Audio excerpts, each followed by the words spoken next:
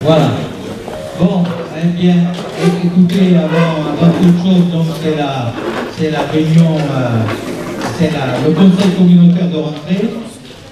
C'est pas un hasard si on est ici. Je trouve qu'au niveau de la symbolique, c'est tout à fait intéressant, puisque nos collègues, que ce soit Jean-Marc qui va nous dire quelques mots, Mylène et d'autres à Budos, et puis Saint-Michel de Riofré qui s'est complètement investi, ont eu une période très difficile, pour ne pas dire critique, et qu'on a pu s'apercevoir donc de la solidarité de l'ensemble des collègues des communes. Mais moi, ce que je voudrais marquer particulièrement ce soir, c'est ces conseils municipaux qui se sont, sous la houlette des maires respectifs, se sont véritablement mobilisés, se sont pleinement investis par rapport à cette phase très critique qu'étaient les incendies. C'était très impressionnant. Et je dois dire que votre action a été en tout point remarquable. Et je vous invite, chers collègues, à les applaudir.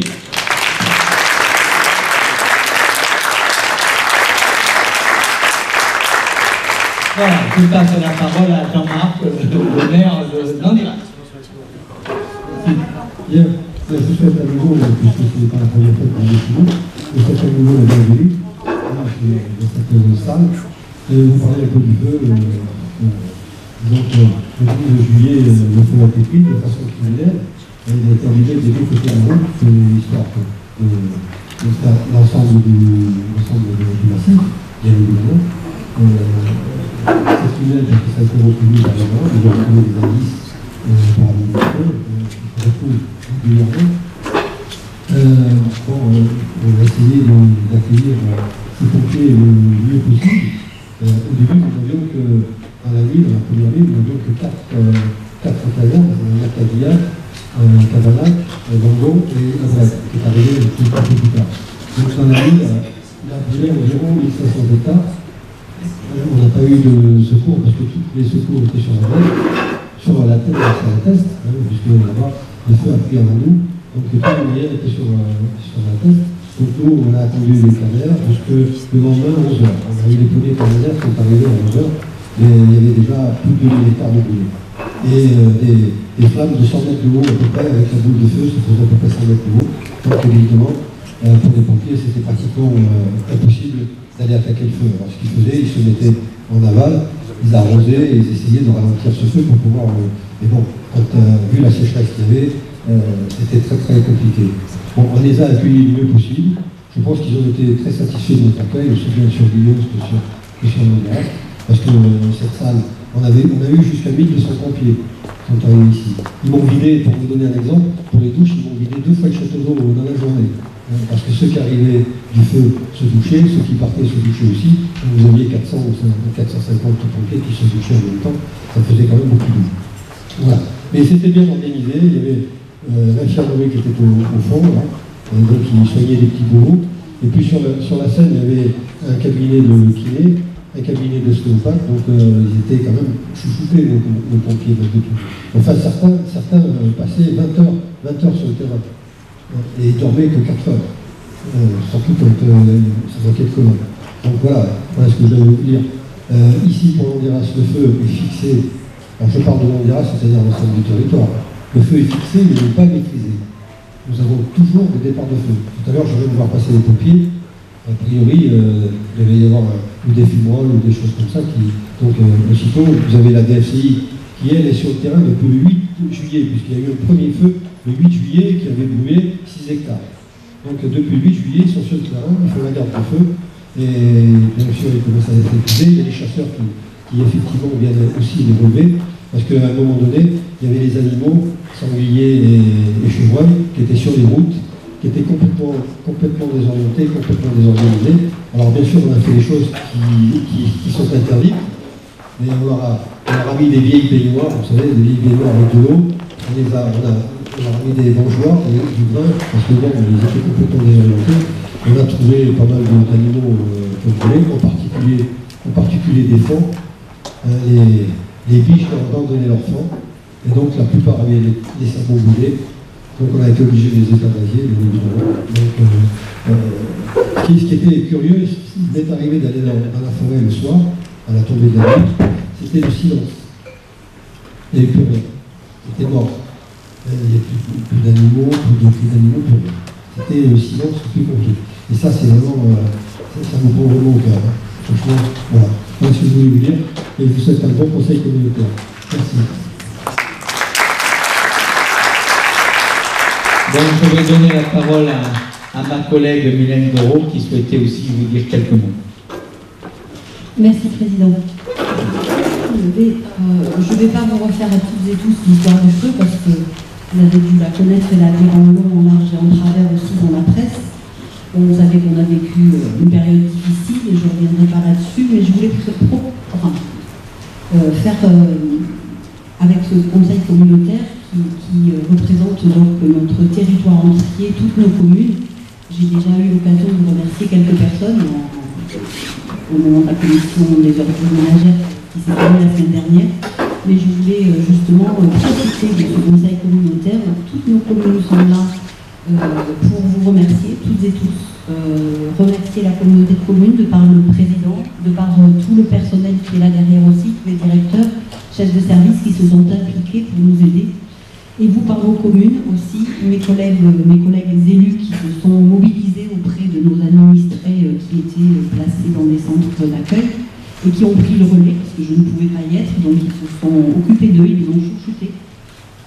J'ai des collègues qui se sont démenés aussi pour nous trouver plein de choses, les syndicats qui sont intervenus, et donc de par leur biais, je voulais ce soir remercier aussi tous les artisans, tous les commerçants, enfin toutes les personnes qui se sont mobilisées auprès de nous pour nous apporter le meilleur et nous aider dans ce moment difficile. Voilà, donc vous pourrez répertorier à votre niveau aussi et à vos commerçants et à tout le monde tous les dons et toutes les attentions qui nous ont été apportées en ces moments difficiles. Voilà. Je vais profiter de ce moment pour vous remercier encore une fois. Et vous avez certains, peut-être pas tout le monde encore parce que les invitations sont parties aujourd'hui, vous allez recevoir des invitations pour le samedi 15 octobre à partir de 11h30 où la commune de Lios fera des remerciements justement à toutes ces personnes qui se sont mobilisées. Voilà, donc vous serez effectivement les bienvenus si vous êtes disponibles à cette date. Voilà, merci encore à toutes et à tous.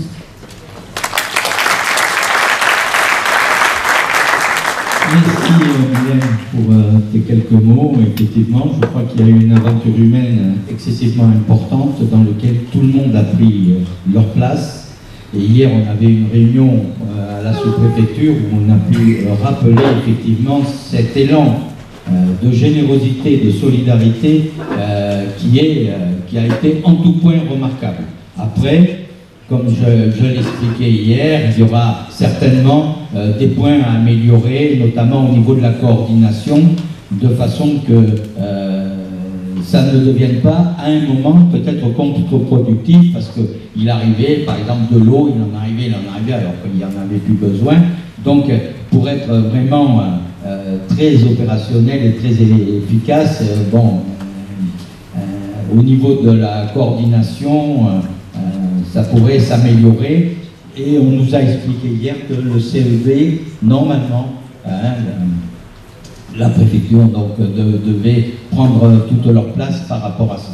Mais enfin, globalement, on peut être effectivement satisfait de la résolution, quoique aujourd'hui, comme l'a répété les maires concernés, il faut toujours rester très vigilant parce que des fumerolles, il y en a toujours, des départs, il y en a toujours, et il faut être attentif. Et je sais qu'il y a pas mal d'équipes de bénévoles qui sont toujours sur le terrain pour vérifier que ça ne repart pas. Comme on voit sur les collègues, hein, vous avez vu les collègues du Médoc, ou Somos, Saint-Ferme, Sainte-Hélène, le Temple, ils ne sont pas sortis d'affaire. Bon, j'espère que ça va s'améliorer. Je voudrais vous présenter ce soir, il est arrivé très discrètement, donc Romain B, qui est au bout, à côté Anne-Laurence Toulet, qui vient renforcer, effectivement, qui est le chef du service financier, et qui vient renforcer l'équipe d'Anne-Laurence Toulet, sous la houlette du vice-président, qui est satisfait que son service, petit à petit, se stabilise, parce qu'il y a eu des moments difficiles. J'espère que tout va s'améliorer. Donc, je vais maintenant passer à l'appel. Donc, Catherine Bertin, alors Daniel Boucher est remplacé par son suppléant, M. Fourcade. Béatrice Caresco. Oui, un pouvoir, c'est M. Garat, hein, d'accord. Didier Casimajou, Didier Charlot, Dominique Clavier, Andrea Dandon-Pierre, Bernard Danet, François Dora, Jean-Marc Depuy, Mylène Doro, Bernard Dréau, Laurence Ducos, Thomas Filiat, Maryse Fortinon, Bruno Garabos, Michel Garat, Jérôme Gauthier, Alain Géroir a donné pouvoir à Jean-Marc Pelletan, Vincent Joanneau, Pierre Laïto, Michel Latapi, absent, Corinne Loland, Julien Le Tacon, André Massieu, Bernard Mateil, pouvoir à Jean-Marc Depuy, Valérie Ménoré, Jean-Bernard Papin, Frédéric Pédurand, Patricia Peigné, elle arrive dans quelques minutes, donc Jean-Marc Pelletan, Jean-Claude Pérez, Denis Pernin, Sylvie Porta, Alain Quérens, Pascal Rappé, Audrey Rénal, Denis Rennes, Marilyn Rideau, pouvoir à Didier Casimajou, Françoise Sabatier-Querel, Jean-Patrick Soulet, et Madame Technay a donné pouvoir à Pascal Rappé. Voilà. Pourquoi? Non, c'est ça? Madame Peigné qui arrive. Ah, Madame Peigné est arrivée. Excusez-moi. Non, c'est pas grave, c'est juste à l'heure, impeccable. Donc, on va désigner un secrétaire. Donc, Didier Casimajou, tu es d'accord? Est-ce que quelqu'un est opposé à la désignation de Didier Casimajou? Est-ce qu'il y a de l'abstention? Donc, à l'unanimité, il est Didier est secrétaire ce soir. Donc, sur les décisions, la liste des décisions du président. Donc, les DIA, vous les avez affichées derrière, enfin à l'écran. Moi, je vais vous donner donc les décisions qui ont été prises. Donc, la décision 2022-48, convention de mise à disposition du matériel de tri des déchets à Rions pour le festival Rue et Bout. Décision 22-49, attribution du marché de maintenance d'un ascenseur et d'un élévateur PMR à la société Ilex Aquitaine SAS pour un montant de 6 000 hors taxes, soit 7 200 TTC sur la durée du marché. Décision 2022-50, mise à disposition d'un véhicule au profit de la mairie de Guillos pendant la durée des incendies. Décision 2022-51, mise à disposition de l'espace naturel culturel de la Forge pour la commune de Portes le samedi 19 novembre 2022. Décision 2022-52, mise à disposition d'EcoCup au profit de l'association Musarène pour le festival Rue et Bout 2022. Décision 2022-53, signature de l'avenant numéro 1 au marché conclu avec la société Ville Vivante pour le marché au péage afin de prolonger sa durée jusqu'au 24 février 2023 sans modification financière. Décision 2022-54, signature du marché avec la société Sogère concernant la fourniture, la préparation et le service des repas et de l'accueil de loisirs de Virelade. Décision 2022-55, attribution et signature du marché ayant pour objet la location de véhicules frigorifiques à la société Le Petit Forestier pour un montant de 81 533,97 € pour la durée totale du marché. Décision 2022-56, convention précaire de mise à disposition d'un emplacement de terrain intercommunal au profit de la commune de Cadillac pour la journée du 3 septembre 2022. Décision 2022-57, déclaration sans suite du marché ayant pour objet des travaux de réparation et entretien de la voirie. Décision 2022-58, mise à disposition d'une motopompe à titre gracieux par la commune de Longuaran, valable jusqu'au 31/12/2022. Décision 2022-59, convention de partenariat avec la commune de Cadillac et de l'association Territoire Imaginaire pour l'organisation de la manifestation La Nuit des Carolets et versement d'une subvention de 4 000 € au profit de l'association. Décision 2022-60, convention d'occupation communale du domaine public à titre gracieux avec la commune de Cadillac, valable jusqu'au 31/12/2022.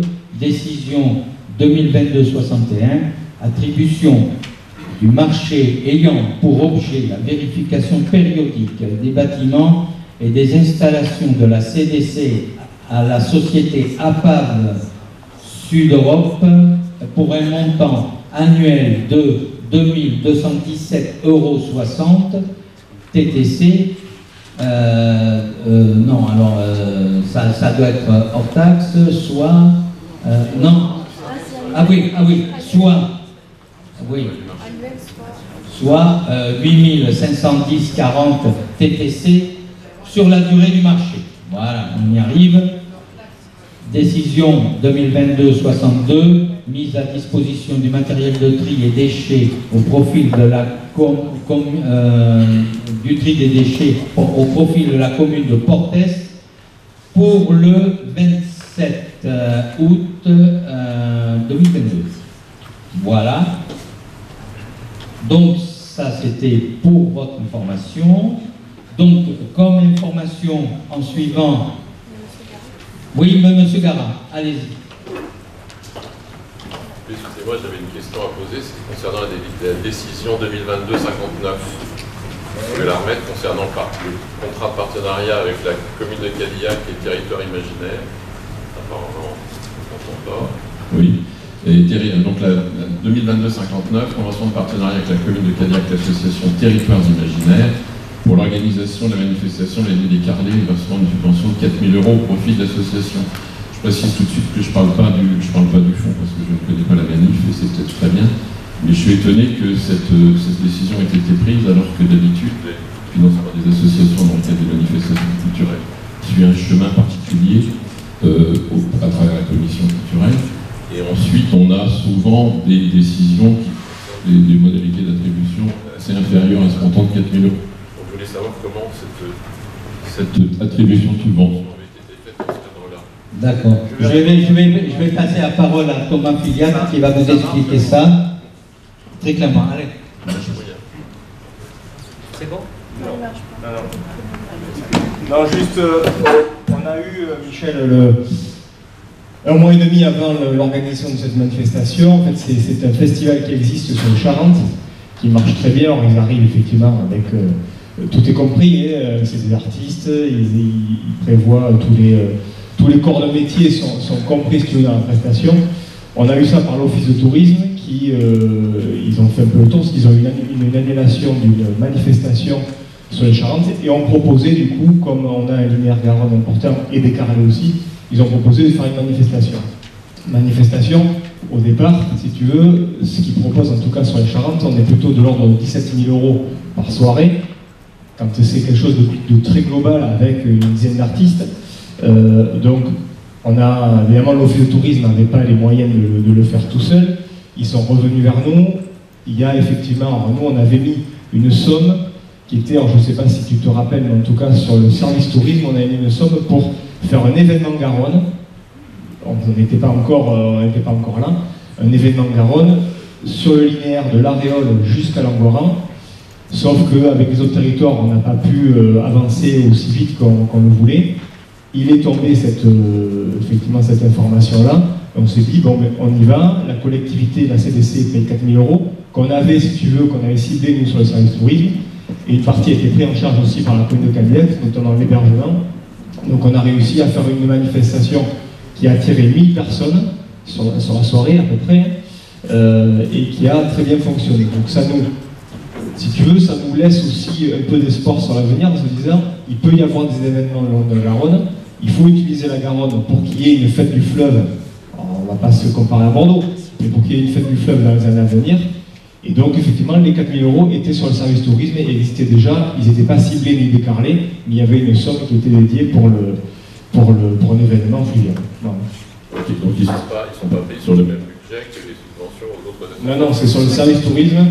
Ouais, c'est bon. C'est sur le budget tourisme. C'est bon. Pour autant, j'en regrette pas moins la modicité des subventions qu'on a pu avoir pour des manifestations qu'on a pu organiser dans nos villages, comme à Marsac, où on a eu royalement 1500 € après 2 ans de fonctionnement. Donc, alors, je n'ai pas parlé du fond, on est bien d'accord, la manifestation était sans doute très bien. Et donc, je pense qu'à un moment donné, il faut qu'on essaie de rééquilibrer aussi. Après, c'est pas le même service. Non, mais ça, c'est de l'argutie technique, mais je pense que mon collègue Jérôme, il y aura de toute façon des discussions sur la culture en général au sens large du terme. On va se pencher sur la question pour des rééquilibrages de façon générale, parce qu'il n'y a pas de raison que certains touchent plus que d'autres. Alors, je crois que ce que je tiens à préciser, c'était que c'est pas Cadillac qui est à l'initiative de ça, c'est la communauté de communes. Hein, bon, donc c'est à l'initiative de la communauté de communes dans sa commission touristique. En ce qui concerne effectivement les 4 000 €, donc ça rentre dans le cadre de la délégation, puisqu'on peut aller jusqu'à un partenariat jusqu'à 15 000 €. Hein. Bon. Donc là, il y avait une opportunité, on nous a proposé cette opportunité. Bon, on a retenu effectivement cette opportunité et ça s'est avéré intéressant puisque ça a quand même drainé plus d'1 millier de personnes qui étaient particulièrement satisfaits sur la qualité de cette soirée. Voilà. Ok, je pense que pour clore sur ce sujet, je pense que ça mérite dans les résumés des décisions prises, ça aurait mérité un petit développement pour nous expliquer en amont de quoi il s'agit. Merci. Donc, nous passons à la première délibération. Il y a une autre intervention? Non. Ah oui.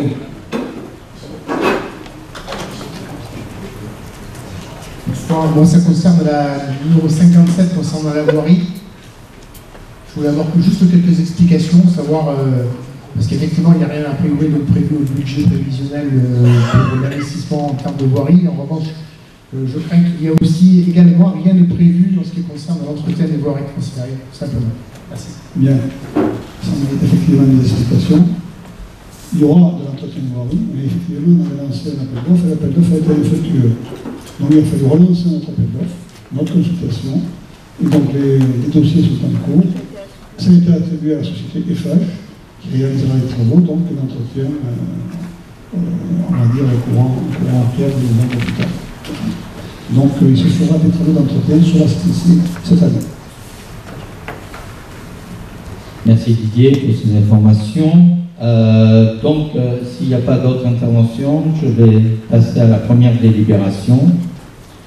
Voilà, qui concerne la modification de la composition du bureau communautaire. Donc il est proposé de modifier la composition du bureau. En effet, le bureau souhaite proposer la création d'une représentation politique liée spécifiquement au dispositif Petite Ville de Domaine et aux questions de centralité et de revitalisation. La représentation de la commune de Cadillac, la plus peuplée de la communauté des communes, au sein du bureau communautaire, paraît cohérente. Monsieur Jean-Marc de Podensac, qu'est-ce que j'ai dit? Oh, excusez-moi. Pardon. Il va falloir que je calme mon ego. Bon, excusez-moi, oui, de Podensac. Monsieur Jean-Marc Depuy est candidat pour intégrer le bureau communautaire. Cette modification de la composition du bureau implique également une modification du règlement intérieur. Il s'agit d'une élection. Il faut donc des assesseurs. Je vous propose donc comme assesseurs Madame Laurence Ducos et Monsieur Dominique Lavier. Et bien évidemment, il y a la candidature de Jean-Marc Depuy, mais est-ce qu'il y a d'autres candidats sur ce poste? Donc, oui. Non, je ne suis pas candidat. Je pense qu'avant de passer à la candidature, ce serait bien d'expliciter pourquoi la candidature. Mais J'avais une question sur le pourquoi de ce développement. Posez la question. Avant de passer au vote, moi je m'interroge sur cette information qu'on a reçue donc, quand on a reçu la convocation au Conseil communautaire, donc il y a 5 jours. J'ai trouvé ça un peu bizarre sur la forme et sur le fond, notamment sur la forme, parce que d'un seul coup on a décidé d'ajouter un membre, on modifie le règlement intérieur et on nous propose presque un membre, un candidat officiel. Tout ça, c'est fait d'une façon assez rapide, en arguant du fait que on doit avoir un membre supplémentaire qui serait chargé plus spécifiquement du programme Petite Ville de demain, et donc il faut aller chercher plutôt quelqu'un qui s'occupe, qui est dans la commune la plus importante de la CDC, qui avait déjà un représentant au bureau en son temps, je rappelle, pour autant.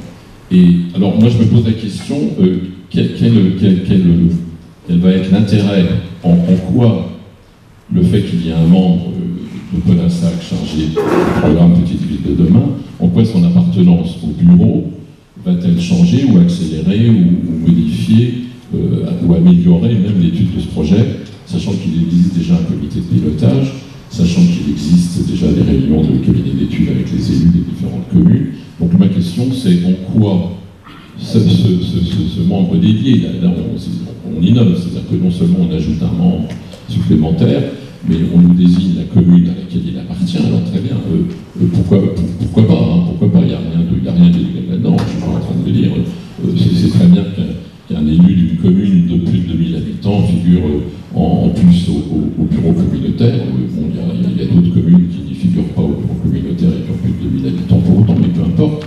Mais ce que je veux dire par là, c'est que est-ce que l'on va désigner un membre exclusivement pour cette raison, ou est-ce qu'il y a des raisons politiques cachées, ça je laisserai peut-être Denis Pernin s'en occuper, de vous poser la question, mais clairement je voudrais savoir, parce qu'on a eu une synthèse, et comme dans beaucoup de notes de synthèse qu'on nous fait, elles sont tellement synthétiques, on est dans la quintessence de la synthèse, c'est-à-dire qu'on n'a aucune explication en gros. C'est-à-dire que là vous nous dites, il faut qu'il y ait un membre qui s'occupe des petites villes de demain. Donc ma question c'est pourquoi faut-il qu'il y ait un membre qui s'occupe des petites villes de demain au bureau, en quoi sa présence au bureau va-t-elle être un signe d'amélioration du processus qui a commencé à s'engager? Parce que je crois, on l'a défini, donc il n'y a pas d'effet politique caché, on le dit très clairement. Petite Ville de demain est une action d'importance qui nécessitait effectivement que quelqu'un soit missionné particulièrement, un élu soit missionné particulièrement sur ces actions qui sont des actions d'importance, puisque bien évidemment vous savez que vous avez 2 villes qui sont piliers, mais qu'après bien évidemment en cascade on espère que par ruissellement ça s'effectuera, son action s'effectuera sur l'ensemble de la communauté et des communes de notre collectivité. Voilà, et, il nous semblait important que ça soit, qu'on donne une force par rapport à cette démarche Petite Ville de demain, et qu'un élu puisse agir et soit particulièrement responsabilisé par rapport à ça. Bon, j'ai toujours pas compris la pertinence, mais bon, je pense que j'aurais du mal à aller plus loin. Juste peut-être une précision. Je crois qu'on a effectivement besoin de quelqu'un qui assure la liaison aussi entre la partie administrative et la liaison avec les élus. Vous savez qu'on est en recrutement d'un chargé de mission TVD qui doit rentrer dans le dispositif. Or, comme chacun de mes collègues vice-présidents, on est en charge de secteur et on travaille, j'allais dire, au quotidien, et c'est pas un vain mot de dire ça, avec les différents directeurs et les différents chefs de service à régler la machine tous les jours, parce que la communauté de communes, c'est pas une commission qui se réunit tous les 1 mois, qui fait fonctionner ces communes d'entreprise. Il y a des décisions à prendre tous les jours ou une coordination avec la partie administrative. Donc ça nécessite quelqu'un de fléché qui soit fortement impliqué et très au courant des détails. J'ajouterais juste une chose en ce qui concerne le candidat. On n'a jamais dit que le candidat est un candidat qui s'est positionné.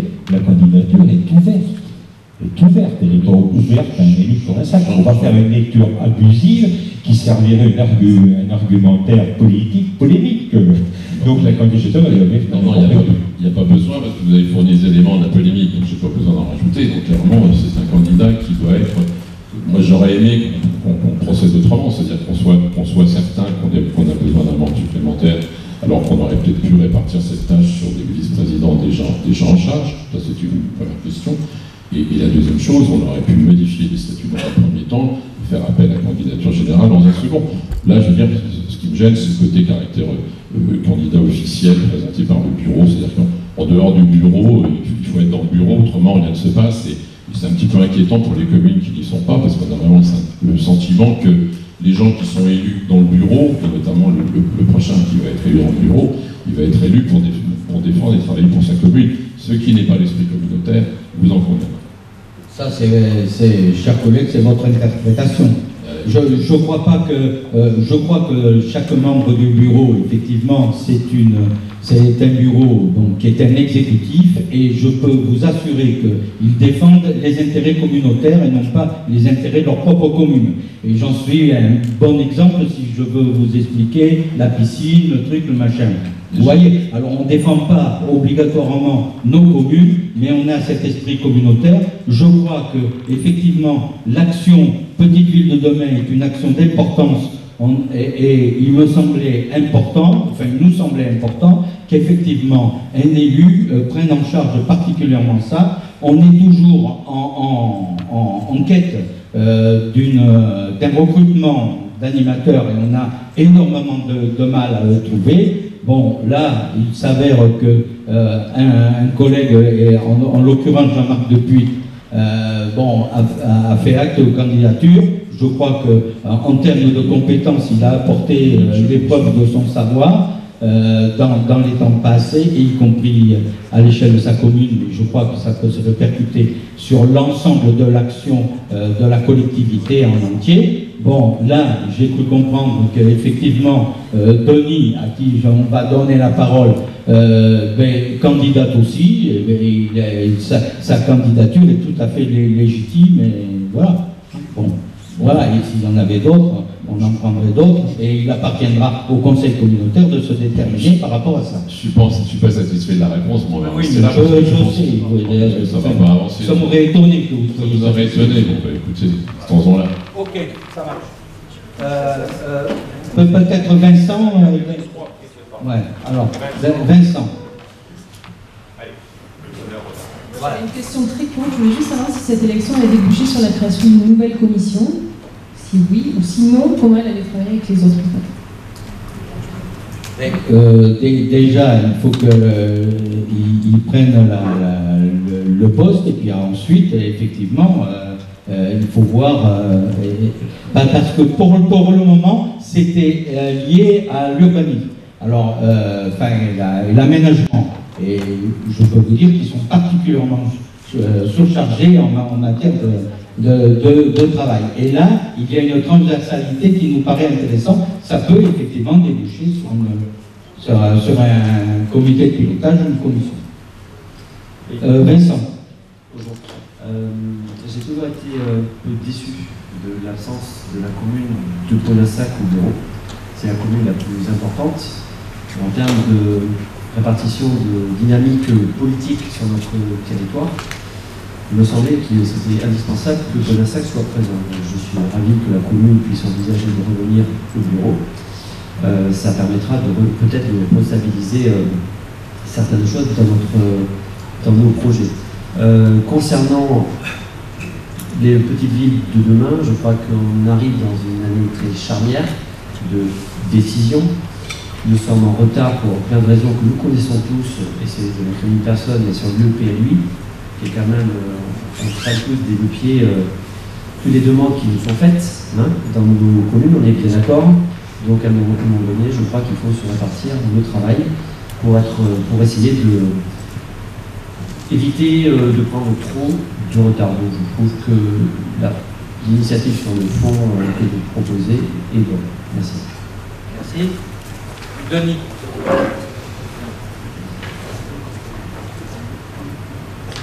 Bien. Monsieur le Président, Mesdames, Messieurs les élus, alors j'ai pris les notes parce que ça me permet de ne pas m'écarter du sujet. Alors moi je souhaite intervenir sur cette délibération, donc élection d'un membre supplémentaire au bureau communautaire. En effet, tout comme Jean-Marc Dupuis, le candidat annoncé, je suis moi-même élu, comme lui, de la commune la plus peuplée, critère que vous avez retenu pour justifier cette candidature. Je vous fais donc observer qu'à aucun moment, contrairement à ce dernier, je n'ai été escalité et contacté en amont en préparation de cette délibération, je dis la préparation de la délibération, afin de savoir si je souhaitais moi-même aussi porter candidature pour intégrer le bureau communautaire dans les conditions requises. La règle ne veut-elle pas d'ailleurs que s'agissant d'un vote, les candidatures soient présentées, motivées et argumentées, séance tenante, ce qui à l'observation n'est pas le cas, puisque le seul candidat proposé, voire désigné, par le bureau actuel est Jean-Marc Dupuis. Je n'ai bien entendu rien contre sa candidature. On travaille ensemble tout à fait normalement et sainement. Je connais ses motivations sur le sujet, mais c'est plus sur le mode opératoire. Sur le motif évoqué de la représentation politique spécifique au dispositif Petite Ville de demain. Si vous m'aviez contacté, vous auriez su que ce sujet fait partie intégrante de mes réflexions et celle de mon groupe depuis plusieurs années. Que dans notre campagne 2020, ce sujet avait déjà fait l'objet de nombreux échanges avec la population, tellement bien qu'aujourd'hui, afin de poursuivre, nous avons créé un groupe de réflexion spécifique avec déjà 2 réunions au contraire. Grégory Le Barbier, d'ailleurs mon colistier municipal, est membre de la commission urbanisme de la commune et notre rapporteur au sein du comité de pilotage. Pour votre information aussi, j'ai personnellement soutenu la démarche de Jean-Marc dans l'intérêt général et participé aux 2 journées d'échange avec les commerçants, parents d'élèves, associations organisées par le cabinet conseil de la municipalité. Alors pour ma part, je ne peux donc m'empêcher d'y voir là, puisque les choses ont été faites par avance, l'intégration d'un élu, proche probablement désigné comme successeur de Bernard Mateille en 2026, et ainsi, par un moyen habile et détourné, permettez-moi de le penser, de suppléer à la démission de ce dernier 6 mois après son élection de son poste de premier vice-président. C'est un fait. Vous l'avez remarqué d'ailleurs, ce dernier maire de la plus importante ville brille par son absence au conseil communautaire. De mon point de vue, c'est une situation qui est devenue inadmissible, et je l'entends dire, préjudiciable et respectueuse aussi à l'endroit de celles et ceux qui l'ont réélu en 2020, dans le contexte de crise sanitaire que nous avons tous vécu. Alors vous l'avez indiqué vous-même, c'est donc bien de politique dont il s'agit, vous l'avez écrit, et c'était probablement la raison pour laquelle je n'ai pas été contacté préalablement. Alors ces arrangements entre amis deviennent pour moi insupportables. Et tant qu'il y aura ce type d'agissement, les choses ne pourront avancer en juste équilibre d'ailleurs entre les communes les plus denses et les plus petites. Je connais le dossier PDD par cœur, je sais que les communes environnantes, limitrophes et autres seront progressivement rattachées. Elles ne sont pas forcément en centralité, mais elles seront rattachées. Mais ce n'est pas une critique sur le fond du dossier. Et je porte attention aux équilibres des communes importantes et des plus petites. En tout cas, c'est loin de moi l'idée que je me fais de l'exercice du mandat d'élu. L'intérêt général doit être la norme. Elle a raison d'être au service des élus, et donc de leurs administrés, en déplaçant les clivages et les chapelles. Alors ce n'est pas en agissant de la sorte que nous ferons communauté. C'est encore mon point de vue. Enfin, ayant cédé mon entreprise, j'ai donc, moi, personnellement, ce qui me concerne, plus de temps pour m'investir sur des sujets aussi importants au service de la collectivité tout entière et pas seulement pour un simple. Ce ne sera pas pour moi une affaire politique, mais plutôt la poursuite d'un engagement et de la continuité d'un travail de réflexion engagé depuis longtemps dans une vision d'amélioration et de transformation globale du cadre de vie de l'ensemble des administrés de nos communes, car nous sommes liés territorialement face aux enjeux de demain, tous ensemble. Je suis donc candidat, en résultant, pour intégrer le bureau communautaire en qualité de membre supplémentaire. Merci de votre attention. Merci beaucoup. Est-ce qu'il y a d'autres souhaits d'intervention sur le sujet? Non? Donc je vous propose, donc on a deux candidats. Donc les règles sont affichées dernier, là. Donc là on va vous proposer, donc c'est à bulletin secret, je le rappelle, puisque c'est la désignation, donc c'est à bulletin secret. Et donc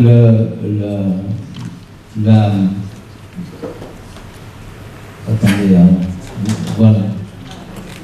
Oui. C'est affiché. Voilà.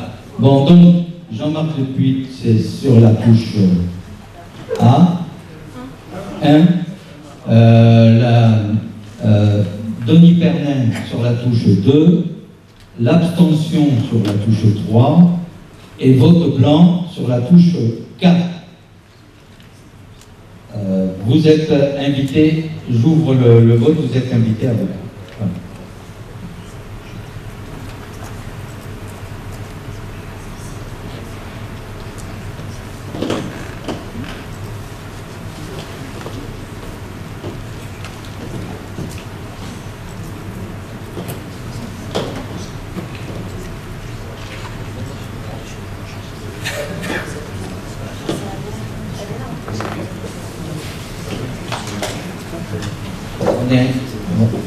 Ça arrive.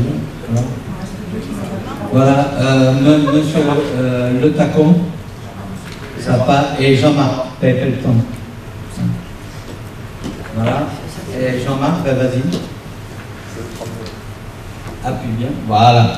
Le vote est clos, donc les résultats. Voilà, monsieur Dupuis a 22 voix, monsieur Pernin 15 voix et 4 abstentions. Donc monsieur Dupuis est élu. Je vous remercie beaucoup. Oui, Jean-Marc, vous pouvez...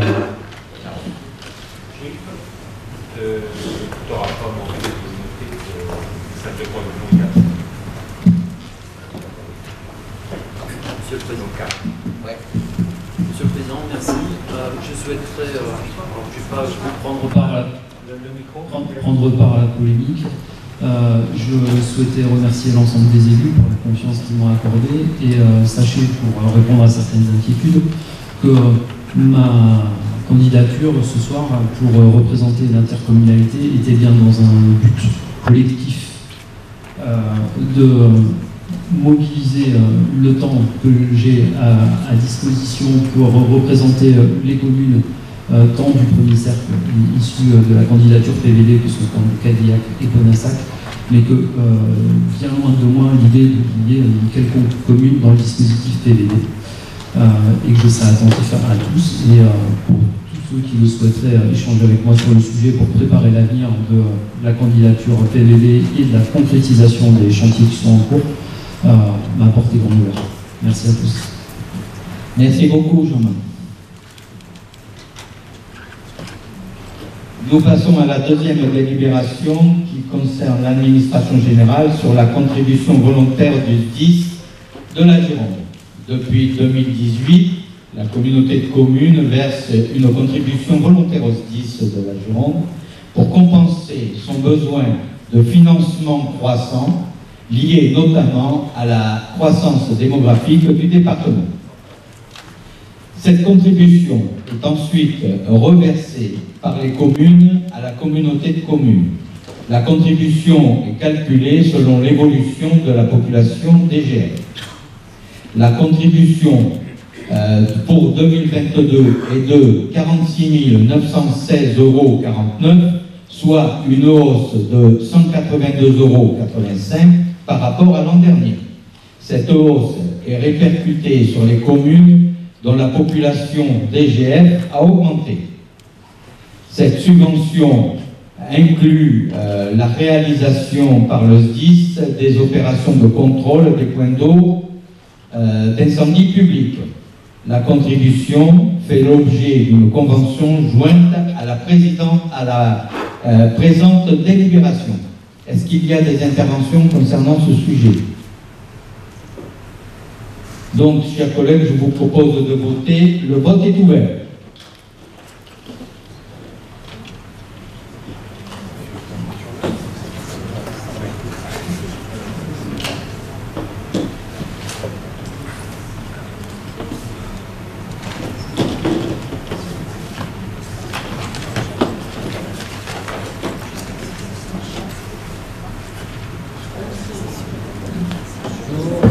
Valérie Mouret, pour appuyer, bon, et Patricia Penny. Voilà, c'est Patricia Penny. Voilà, c'est fait. Le vote est clos. C'est le résultat. 42 voix. Voilà. Donc pour 42 voix. Merci beaucoup. Troisième délibération, administration générale, modification de la composition des commissions thématiques. Par une délibération du 13 juillet 2022, le Conseil communautaire a approuvé la nouvelle composition des commissions thématiques de la CDC. La commune de Podensac a demandé à modifier ses représentants dans les commissions culture et sport. Ainsi, il est proposé de désigner M. Denis Pernin comme titulaire et M. Pascal Blot comme suppléant à la commission sport. De prendre note que M. Denis Pernin ne sera pas suppléant à la commission culture. À nommer un titulaire à la commission finance où elle n'est pas, où elle n'en avait pas désigné. Donc de désigner Jean-Marc Depuy en tant que titulaire à la commission finance. Est-ce qu'il y a des interventions sur ce sujet? Voilà, c'est un rattrapage. Donc, je vous propose de délibérer et le scrutin est ouvert.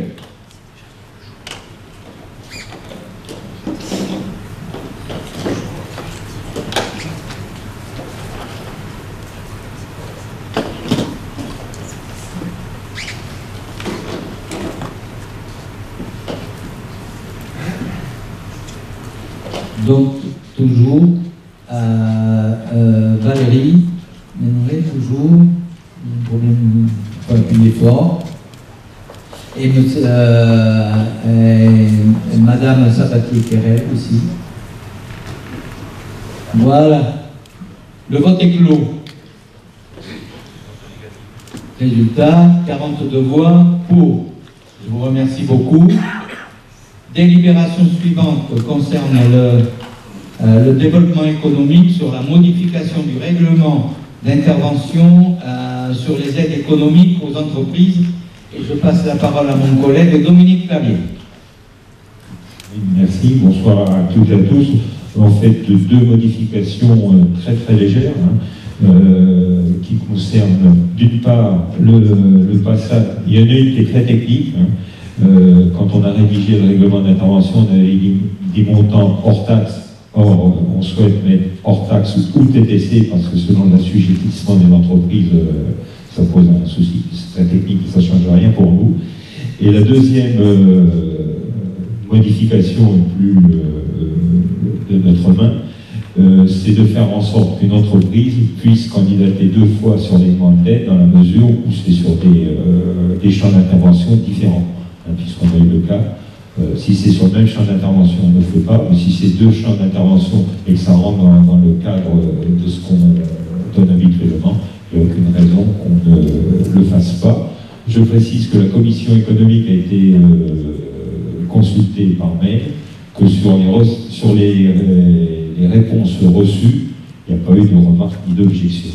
Je peux juste déplorer qu'il n'y avait pas beaucoup de réponses, mais les réponses ont été dans le sens des demandes que je vous fais là. Est-ce qu'il y a des questions sur ce sujet?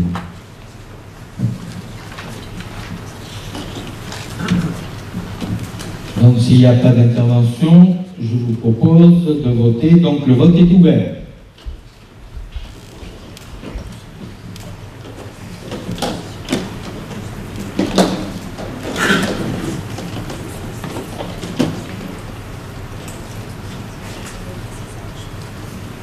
Monsieur Dora, Monsieur Doro. Voilà. Le vote est clos. Pour 41 voix et une abstention. Je vous remercie. La délibération suivante concerne le pôle d'accompagnement citoyen et sur l'attribution de la contribution 2022 au CLIC Sud-Gironde, et je donne la parole à notre collègue Sylvie Porta. Bonsoir tout le monde. Donc, comme tous les ans, c'est une reconduction pour le CLIC.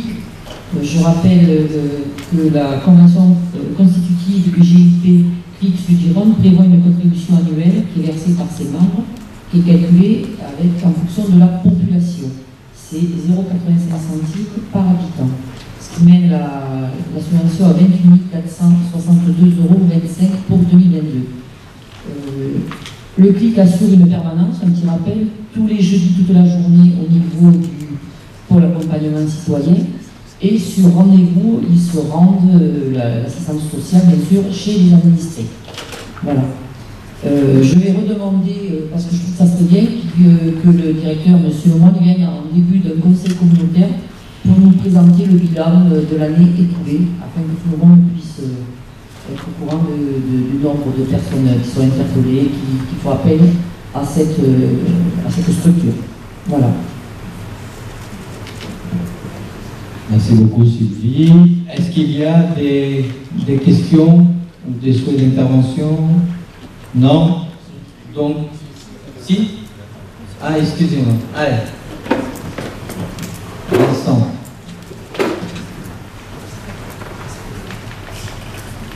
Le CLIC est une structure qui reste en back-office, mais qui est importante dans les structures sociales que l'on connaît au niveau communal, un développement qui a besoin de plus de visibilité. J'ai eu l'occasion d'indiquer à M. le Président et Mme la Vice-Présidente que je souhaitais qu'on travaille de façon plus fine entre nos communes et les acteurs sociaux. Je profite de cette tribune pour en parler. Il est important parce qu'on va avoir de plus en plus de problèmes sociaux, de difficultés sociales dans les prochains mois. On est, j'ose dire, de façon globale, on manque de compétences dans nos CCS, quand on en a. Et donc, ça serait pertinent qu'on se rencontre plus, que l'on rencontre les acteurs sociaux, que l'on sache qui fait quoi, pour que les membres des CCS aient une meilleure connaissance de l'architecture de l'action sociale sur le territoire. Voilà. Donc, naturellement, je voterai cette délibération. Merci. Merci, je souscris pleinement à cette proposition, bien évidemment, qui facilitera effectivement le travail qui est fait à l'échelle des communes, mais on a souvent une mauvaise, je ne dirais pas une méconnaissance, mais une mauvaise connaissance effectivement des réseaux. Et donc il est important qu'on puisse, et effectivement le CLIC en fait partie, n'est-ce pas, Sylvie? Bon, donc est-ce qu'il y a d'autres interventions sur le sujet? Non? Bon, donc je vous invite à voter.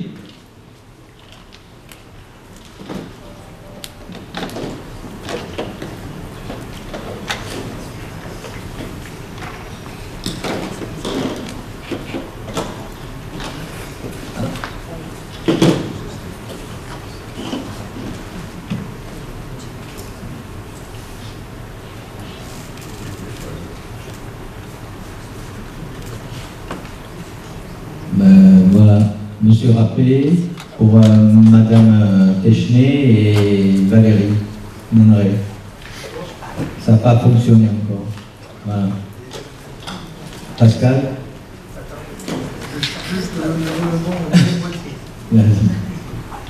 Voilà. Le scrutin est clos. Donc 40 voix pour et 2 voix contre. Ok. Je vous remercie. Donc la délibération suivante concerne le pôle d'accompagnement, toujours le pôle d'accompagnement citoyen, sur la mise en place d'un règlement intérieur du pôle d'accompagnement citoyen pour les sorties famille et seniors. Et je donne toujours la parole à notre collègue Sylvain. Le pôle accompagnement citoyen est un lieu de ressources, de renseignement et d'accompagnement avec différentes missions au service de la population, mais il propose également des événements à destination des habitants du territoire. C'est des sorties famille, des sorties seniors, des séjours seniors, des projets de participation à la vie locale. Donc on a simplement mis un règlement intérieur pour mettre une tarification pour les sorties famille qui est très symbolique, mais il fallait que ça soit bien cadré, voilà, tout simplement. Ça a été, je pense, vous l'avez lu, ce règlement. Je ne vais pas tout le relire, sauf si vous me demandez, mais c'était simplement pour qu'il y ait un cadre. Merci bien. Est-ce qu'il y a des interventions? Donc, j'en vois pas. Donc, je vous invite à voter. Le vote est ouvert.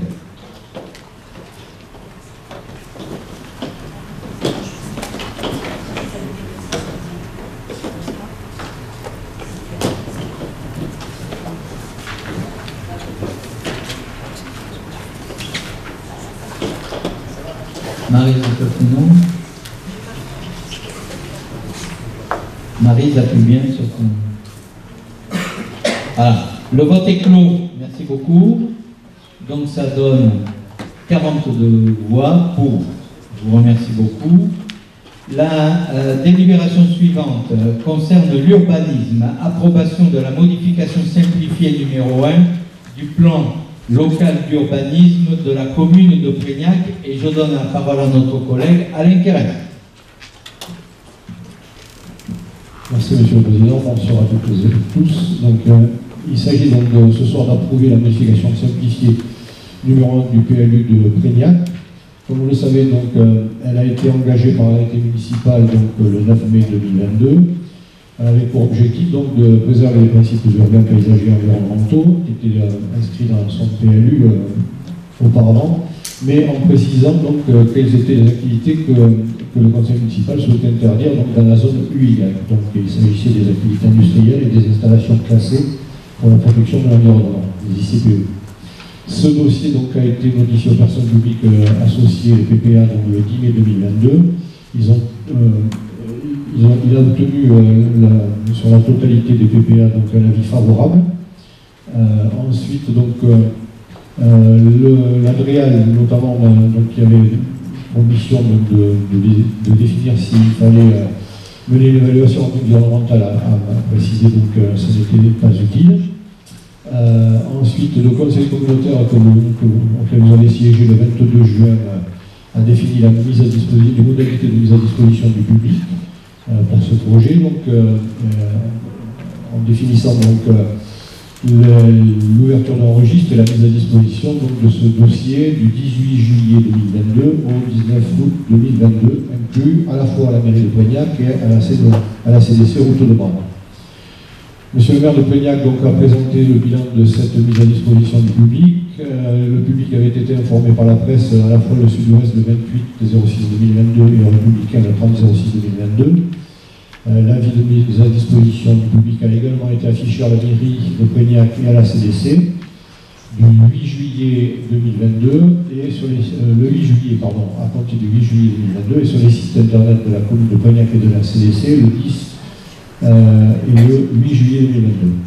La mise à disposition du public s'est déroulée du 18 juillet 2022 au 19 août 2022. Il n'y a eu aucune remarque donc, de consigner sur les registres. Donc je vous passe tous les vues, les codes et les attendus. Donc considérant donc que les PPA ont tous donné un avis favorable, il vous est proposé donc d'approuver ce bilan de la mise à disposition du public tel qu'il a été représenté par M. le maire de Peignac, et afin d'approuver le projet de modification simplifiée du numéro 1 tel qu'il a été annexé et que vous avez dû donc recevoir, mais que vous avez déjà sur lequel vous avez déjà pris connaissance lors de la présentation de la mise à disposition de la précédente délibération de la CDC. Voilà, M. le Président. Merci. Des interventions? Donc pas d'intervention, je vous propose de voter. Le vote est ouvert.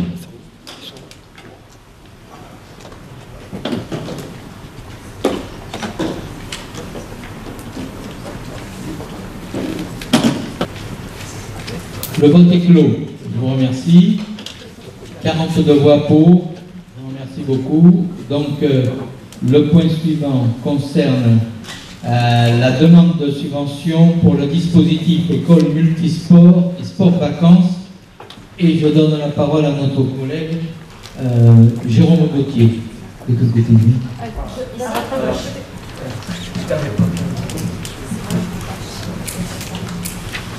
Merci, bonsoir à toutes et à tous, je suis de ce côté.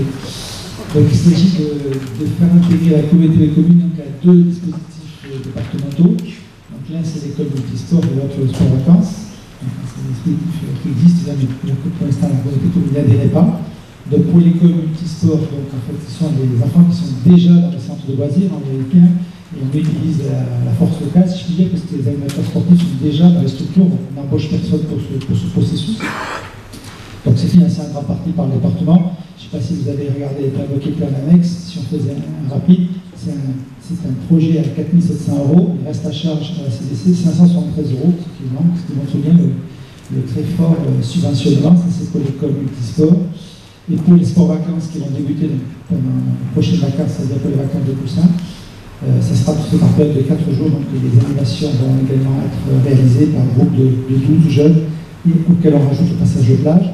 Et là, c'est pareil, le budget total de 24 000 €, j'arrondis, et il reste à charge 800 € à la communauté des communes. C'est-à-dire que ces dispositifs sont très avantageux. Donc, il faudrait pour évidemment les jeunes futurs sportifs que sont les enfants de la communauté des communes, pour leur entrer dans ces processus proposés par le département. Et puis, des questions. Des questions? Donc, on vote aux demandes de subvention et le plan de financement qui sera proposé en annexe. Donc s'il n'y a pas de questions, j'ouvre le vote.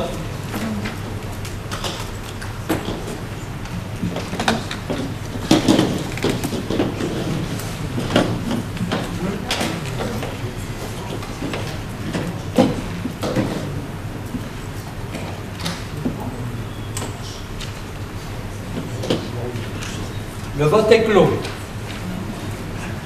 Ah non, il y a Alain qui reste encore, excusez-moi. Voilà, le vote est clos. Donc 42 voix pour, je vous remercie beaucoup. Culture.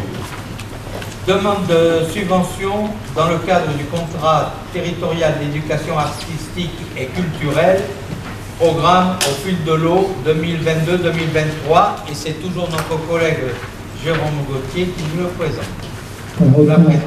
Autant la délibération précédente qui est quelque chose de nouveau, je l'ai dit, autant cette délibération-là est annuelle, chaque année, donc on demande aux partenaires des subventions pour l'éducation anticulturelle. Je vous rappelle que nous sommes en contrat d'éducation anticulturelle, donc en partenariat avec la communauté commune de Réolien Sud-Gironde.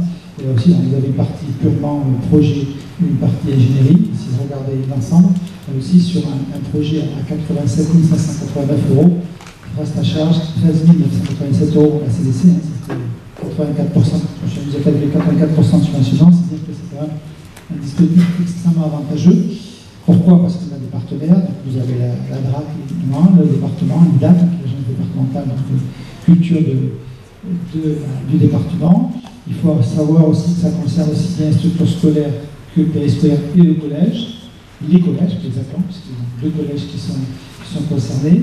Il faut aussi savoir, pour faire court, que les services, donc enfance, jeunesse, lecture publique et culture, donc, sont associés.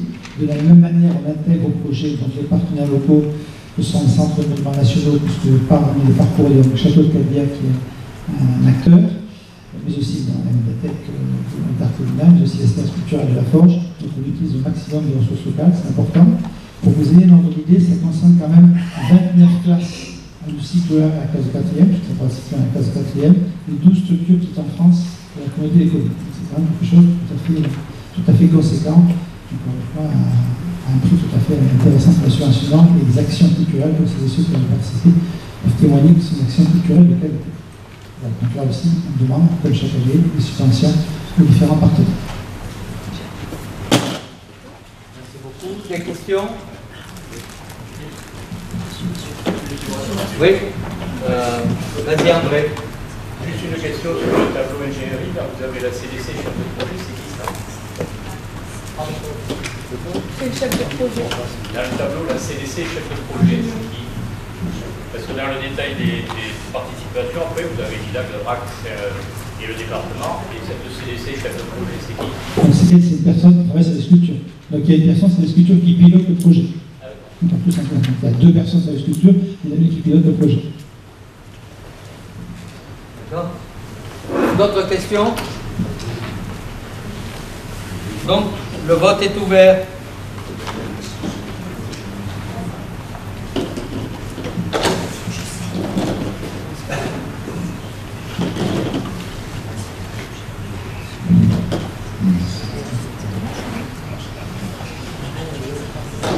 Voilà.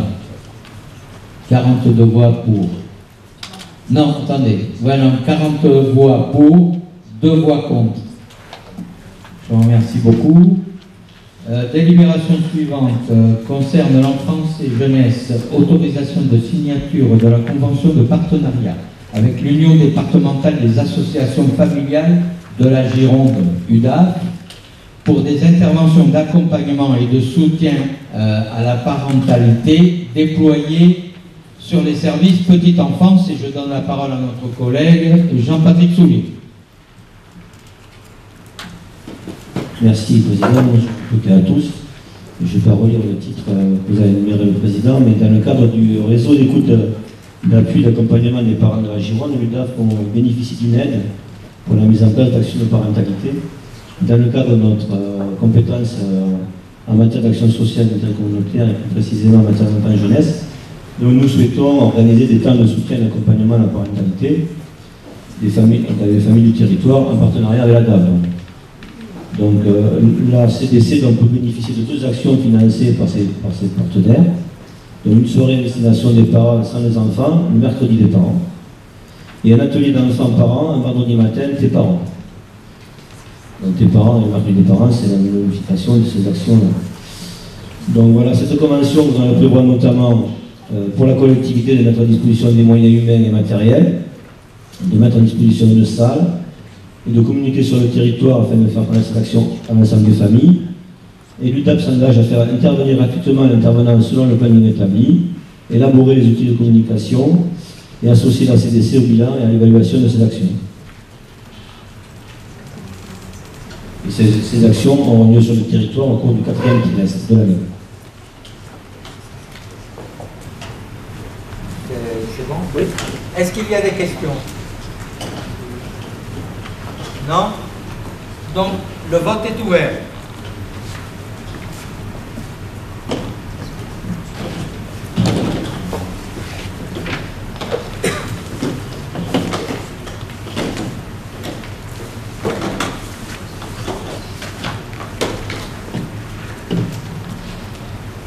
Jean-Patrick, on peut voter pour toi. Voilà. Le vote est clos. 41 voix pour, 1 abstention. Merci. Délibération suivante concerne toujours dans l'enfance et jeunesse, autorisation à émettre un titre de recette pour service fait, service commun, accueil périscolaire pour la commune de Sainte-Croix-du-Mont pour la période du 1er janvier au 31 août 2021. Et c'est toujours Jean-Patrick Soulier qui nous en fait la présentation. Merci. Oui, donc, dans cette délibération, effectivement, on vous rappelle donc le contexte. Depuis le 1er janvier 2019, la communauté de communes a mis en œuvre l'accueil périscolaire à l'école de Sainte-Croix-du-Mont sur demande de la commune, dans le cadre, vous rappelez, de la compétence. Donc, la communauté de communes a proposé à 2 reprises un conventionnement avec la commune de Sainte-Croix-du-Mont, qui allait du 1er janvier 2019 au 5 janvier 2019, puis une seconde convention allant du 1er septembre 2019 au 31/12/2023. La commune de Sainte-Croix-du-Mont a donné suite aux propositions de ratification de la convention pour la période du 1er septembre 2019 au 5 juillet 2020 et au 1er septembre 2020 au 31 juillet 2023, tout en demandant le maintien du service périscolaire par la communauté de communes. Dans les montants, donc vous avez les tableaux suivants qui concernent les montants, le coût de ce service d'accueil de service commun APS pour la commune de Sainte-Croix-du-Mont entre le 1er janvier et le 31 août 2021. Donc avec une somme de dépenses recettes avec un delta de 22 347,74 €. Et le tableau ci-dessous, il vous représente l'ensemble des recettes financières liées au contrat enfant-jeunesse qui ont été perçues par la commune de Sainte-Croix-du-Mont, qui viennent en déduction donc, de la refacturation de janvier à août 2021, soit 11 224,72 €. Donc nous vous demandons d'autoriser le président donc, à émettre le titre de recette pour le service accompli, le service fait, pour la période du 1er janvier 2021 au 31 août 2021. Est-ce qu'il y a des interventions? Non? J'ouvre le vote.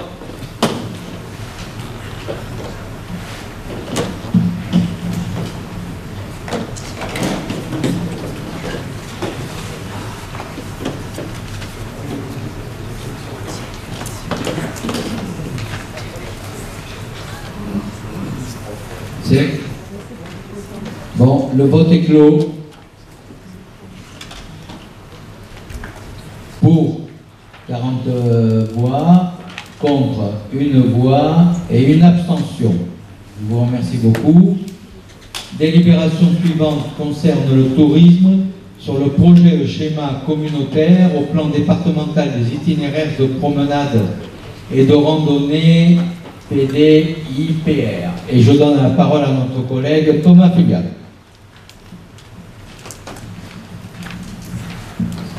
Merci Monsieur le Président. Donc on en a parlé en conférence des maires. Il y a eu exactement 3 conférences des maires depuis 2019 exactement. Donc juste pour un petit rappel sur le PDIPR, le département était donc avait la compétence sur les chemins de randonnée. En 2017, ils ont décidé, probablement parce qu'il y avait beaucoup de chemins de randonnée à entretenir, ils ont décidé que ça pouvait être une gestion partagée, ou que ça devait être une gestion partagée avec les EPCI. Donc on a fait une délibération en 2019 où on a adopté donc les nouvelles modalités de gestion de ce PDIPR avec plusieurs évidemment objectifs et une méthode de travail qu'on a voulu dès le départ collaborative, vraiment en concertation. Alors évidemment, je vous passe le comité de pilotage, le comité technique, etc. Il y en a eu énormément. Et surtout, et c'est à souligner, un groupe d'experts locaux qui étaient bénévoles et qui ont fait un travail énorme de repérage des chemins, de tous les chemins de randonnée, voir surtout la sécurité, voir les problèmes qu'il pouvait y avoir, voir ce qui pouvait être fait vraiment d'efficace. Ils travaillent depuis 2019 là-dessus. On s'est vu à différentes reprises. Ils ont vu aussi les élus qui étaient aussi avant. Donc officiellement, je tiens à les remercier. Alors, ils n'ont pas fini le travail, ça va continuer. Et je veux vraiment qu'on les remercie parce que c'était un travail qui est fastidieux et vraiment très très long. Donc on en a parlé à plusieurs reprises en commission de tourisme. Et on avait évidemment plusieurs objectifs que je rappelle. Faire de la Garonne, ça avait été validé ça en 2019. Faire de la Garonne la colonne vertébrale des itinérances, assurer un maillage territorial cohérent, évidemment rive droite, rive gauche, relier les centres-bourgs, c'est un des objectifs aussi de ce travail-là. assurer les liaisons aussi avec les territoires limitrophes qui sont pour certains en cours de schéma, comme nous. Certains ont adopté, il y a 2 communautés de communes qui ont adopté leur schéma actuellement en Gironde. On est assez avancé, nous, et Langon est aussi avancé à peu près comme nous, et qui est vraiment une offre qui répond aux besoins tant touristiques, loisirs, du quotidien. Et je rajouterai, parce que c'est une compétence nouvelle, sur la mobilité aussi du quotidien, même si, on ne va pas se mentir, c'est pas forcément, on ne va pas travailler et prendre un chemin de randonnée, mais en tout cas, ça facilitera la mobilité à venir. Au tout début du schéma, nous, on avait 289 km et c'était que du pédestre. Le département, en concertation avec la CDC, a voulu en tout cas que ce soit équestre, pédestre et VTT. Et donc on est arrivé sur un schéma de 280 km, ce qui est ambitieux, je le reconnais, mais en tout cas on répond aux objectifs de ce travail-là. Toutes les communes, on passe par toutes les communes, on met en avant tous les sites, en tout cas on essaie de passer sur les sites patrimoniaux, naturels, importants du territoire. Donc on répond à tous les objectifs. Moi, évidemment, à titre personnel, je suis pour ce schéma-là. C'est attendu par les touristes. On voit les chiffres, alors je l'ai dit en conférence des maires, mais on voit les chiffres à l'office de tourisme, les demandes, c'est quasiment 40% des demandes quand ils demandent des activités loisirs, ça fait partie quand même de 40%. Donc c'est important, c'est attendu par notre population aussi, qui demande à avoir des chemins sécurisés, entretenus, et ils nous demandent, donc on a un objectif quand même important derrière, c'est qu'il faudra que ces chemins soient bien entretenus. Tout ce qui est, vous avez les chiffres, tout ce qui est études, maîtrise d'œuvre, aménagement, sont compensés, remboursés par le département à 100%.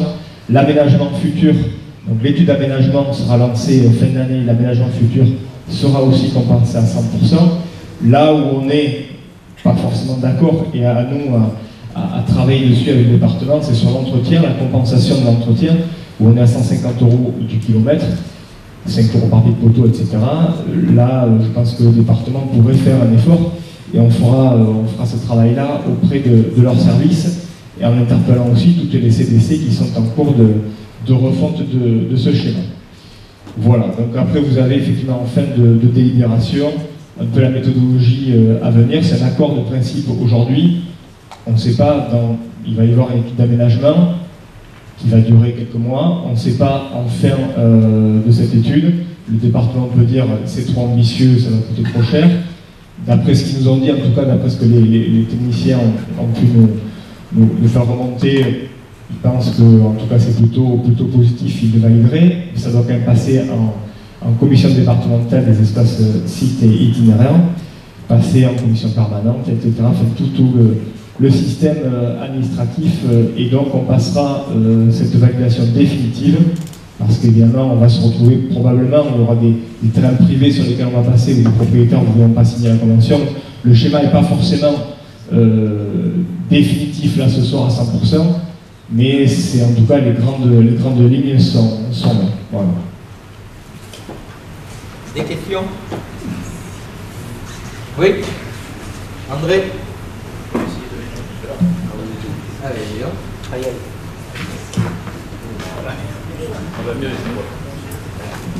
oui, donc je suis, vous le savez peut-être, j'avais envoyé un mail pour le Conseil des maires parce que je n'ai pas pu participer. Donc je suis opposé à cette prise de compétences de la communauté de communes qui, à terme, parlait de compétences partagées. Il est écrit que le département transfère la compétence comme il le désire transférer la compétence. Donc à terme, ça sera une compétence qui va coûter, si vous prenez les tarifs qui sont annoncés et qui, à mon avis, sont minorés, ça coûtera entre, je fais le calcul un petit peu, les 280 km d'entretien, ça coûtera entre 50 et 70 000 € à la communauté de communes si elle va entretenir ces terrains. Donc aujourd'hui, on parle de diminuer le budget de la culture, c'est pour faire de la promenade, je ne suis pas très d'accord. Ça, c'est une première chose. Deuxième chose, sur le fond, les propriétés privées, alors moi je défends la propriété privée et je pense que elle ne doit pas être spoliée, et d'autant que dans nos communes rurales, je ne sais pas si vous le savez, mais il y a des ACCA de chasse, donc le propriétaire n'est même plus propriétaire du droit de chasse sur son propre terrain, et c'est la société de chasse qui fait ce qu'elle veut sur son propre terrain. Donc, je ne vois pas trop comment ça va pouvoir s'articuler avec les promeneurs et puis les chasseurs, si ce n'est faire quelques éclats. Les chemins ruraux, c'est donc la propriété privée des communes, mais c'est à l'entretien des riverains et des usagers. Donc ces usagers, ils ont la possibilité de circuler, de faire ce qu'ils veulent en fait sur ces chemins ruraux, 385 jours par an. Donc ils sont avec leur tracteur, avec leur ce que vous voulez. Donc là aussi, notamment on parle de chemin équestre ou de VTT, où seront les responsabilités s'il arrive des accidents. Donc moi je ne partage pas du tout ce plan. Les forêts domaniales, les forêts communales, intercommunales, départementales, tout ce que vous voudrez, les gens vont se promener, je suis d'accord. Sur les propriétés privées, je ne suis pas d'accord. Donc voilà, je vote contre cette délibération. Juste une remarque, effectivement on passe sur de la propriété privée. Il n'y avait pas 50 solutions, on passe aussi sur des routes départementales, on passe aussi sur des voies communales. Tout ceci, effectivement, il y aura des incidences. De toute façon, les promeneurs, si ce n'est pas encadré, les promeneurs le feront quand même. Donc il vaut mieux que ce soit encadré. Le département, effectivement, nous délègue cette compétence qui est compensée, à mon sens, pas à la hauteur que ça devrait être, mais ça, c'est tout le travail à venir. Le pouvoir de police, c'est le pouvoir de police, ce sera le pouvoir de police du maire, dans tous les cas, effectivement, sur les chemins ruraux, sur les voies communales, il n'y a pas de pouvoir de police au sein de la CDC, vous le savez. Donc il faudra effectivement qu'il y ait une réglementation, il faudra qu'il y ait des chartes probablement de bon usage du chemin. Quand on passe au milieu des vignes, il faudra aussi, le jour où il y a traitement, il faudra penser aussi à ça. Donc l'étude d'aménagement va donner quelques réponses. Elle ne donnera pas toutes les réponses probablement, mais ça voudra dire qu'il faudra derrière qu'on y travaille et qu'on travaille à la sécurité des promeneurs, habitants ou touristes évidemment. D'autres territoires l'ont fait, il n'y a pas de raison qu'on ne puisse pas le faire. On essaiera de lever les réticences ou en tout cas les interrogations au fur et à mesure, mais l'étude d'aménagement va nous permettre de donner quelques réponses déjà. Merci. D'autres questions?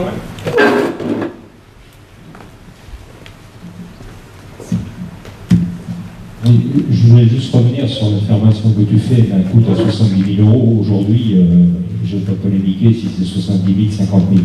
Ce qui est sûr, c'est qu'à un moment, il faudra, parce que pour le moment, on est sur des chiffres théoriques, il faudra confronter ça à la réalité. Et la réalité, on va l'avoir dans 12 mois quand on aura cette courbe d'expérience. Et effectivement, si on était des coûts qui deviendraient trop lourds pour la communauté de communes, et on peut entendre ce discours, mais une solution simple, c'est qu'il faudra passer 281 km à peut-être 250, 240 pour rester dans une enveloppe qui sera supportable pour la CDC.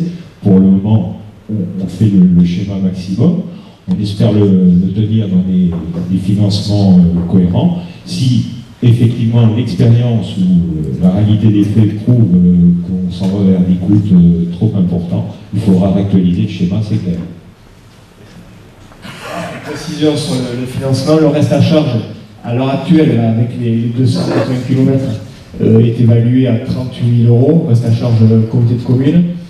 Il faut savoir qu'il y a vous l'avez vu sur le projet, il y a deux choses qui sont importantes. Il y a un projet de GR sur la rive droite de GR 81 qui serait pris en charge là par le département, si ça va au bout, mais en tout cas c'est bien avancé avec le département.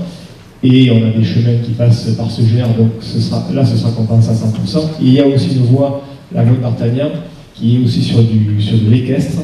Et là aussi, ce serait compensé. Et là aussi, c'est très avancé avec la région et l'Europe. D'autres questions?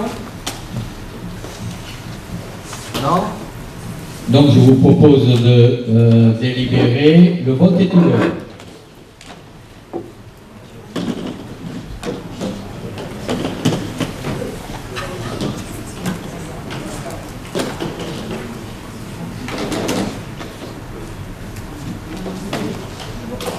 Le vote est clos. 33 voix pour, 4 voix contre, 5 abstentions. Je vous remercie beaucoup. La délibération suivante concerne le budget principal, approbation d'une décision modificative 2022-002 et je donne la parole à notre collègue Dominique. Merci. Donc effectivement, exercice régulier pour régulariser les différents mouvements qui interviennent. Donc vous avez le tableau, je vais vous le commenter. Donc on a au niveau des dépenses supplémentaires dans le budget principal, dans les versions principales,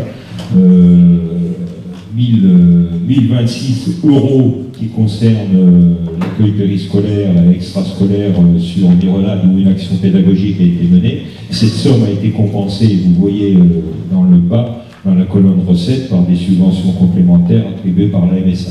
Donc nous sommes à coût zéro. Après vous avez une écriture où il y a moins 13 000. En fait c'est un changement de ligne. Les 13 000 c'est la participation à la route du vin qu'on avait affiché, qu'on avait fléché sur autres services extérieurs. C'est pas le compte le plus pertinent au regard de la DGFiP, il faut le mettre sur subvention des organismes de droit privé. C'est juste un mouvement, on change de ligne, il n'y a pas d'incidence économique. En ce qui concerne, vous avez ensuite une somme de 7 387,22 € qui concerne l'indemnité de départ d'un agent qui a été ventilé sur 3 lignes, sachant qu'il travaillait sur 300, de toute façon en comptabilité analytique relativement fine. Enfin, vous voyez aussi dans la colonne moins dans les recettes, 5 595 €. C'est l'écart sur le FPIC.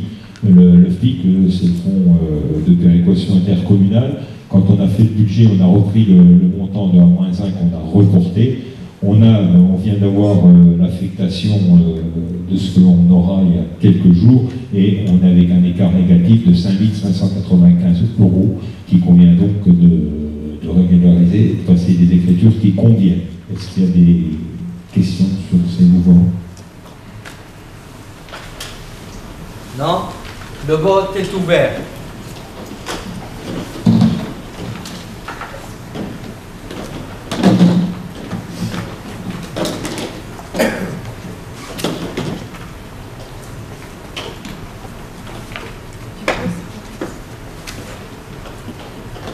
Le vote est clos. 42 voix pour. Je vous remercie beaucoup. Toujours dans le cadre du budget, mais là, concernant le budget annexe GEMAPI, approbation d'une décision modificative 2022-002. Dominique. Oui, alors, effectivement, une régularisation très simple qui est due à un dégrèvement de la taxe sur taxe GEMAPI qui nous a été signifié de 1 874 €, donc qui convient effectivement là aussi de régulariser puisqu'on a un écart de recettes. Des questions? Non. Le vote est ouvert.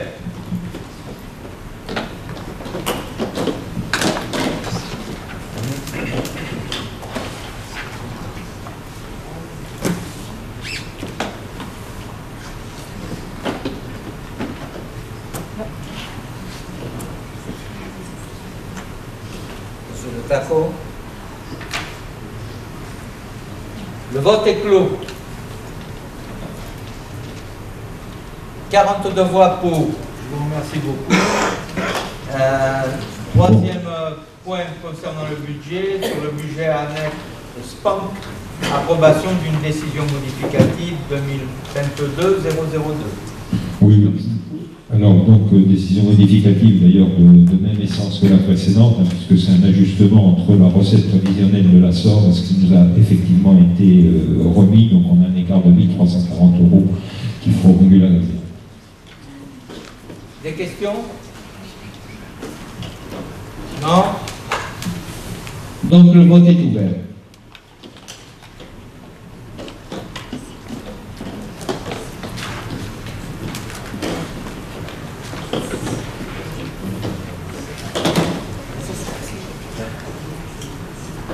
Corinne. Le vote est clos. Pour 42 voix. Je vous remercie beaucoup. Délibération suivante concerne les ressources humaines sur l'autorisation de principe de recourir au contrat d'accroissement d'activité dans les secteurs d'animation.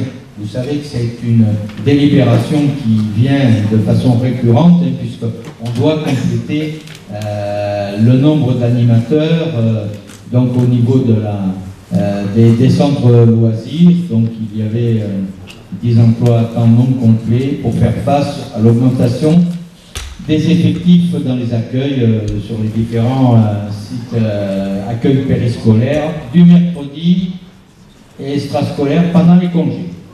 Voilà, donc c'est en fait à chaque fois il faut que vous régulariziez cela par une délibération. Est-ce qu'il y a une intervention? Non. Le vote est ouvert.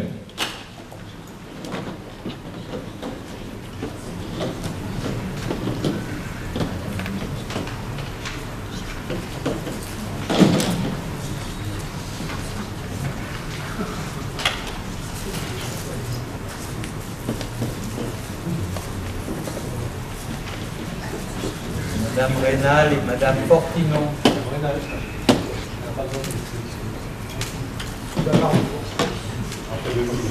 Rénal.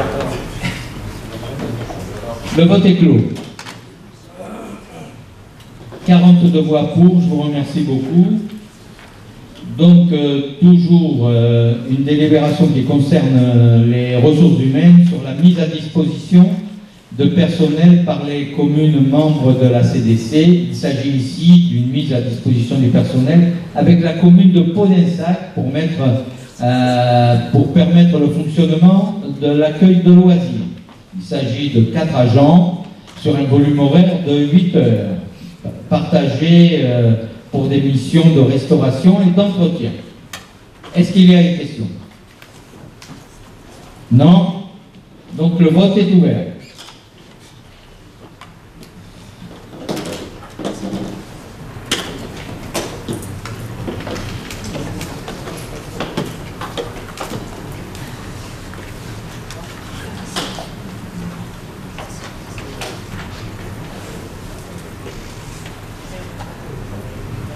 Le vote est clos.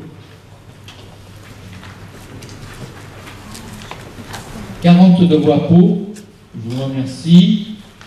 18e délibération, marché public, groupement de commandes pour la préparation et fourniture des repas au restaurant scolaire et d'accueil de loisirs de Prégnac. Voilà. Bon, donc il est nécessaire de désigner, ça concerne la commune de Prégnac. Les 2 collectivités choisiront un prestataire unique. Les actes d'engagement et les bordereaux des prix unitaires seront propres à chaque collectivité.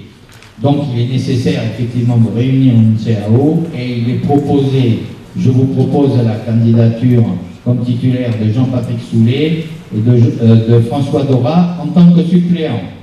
Est-ce qu'il y a des questions? Je vous propose de délibérer. Le vote est ouvert. Ah, excusez-moi, allez-y.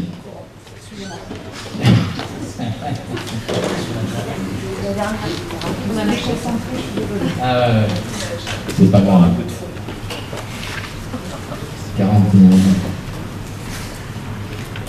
Donc, Monsieur Garat. Voilà. Le vote est clos. 42 voix pour. Je vous remercie beaucoup.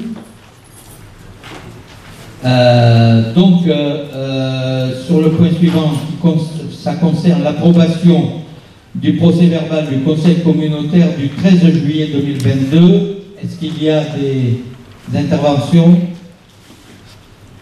Non. Donc, je vous propose de l'approuver. Donc, le vote est ouvert.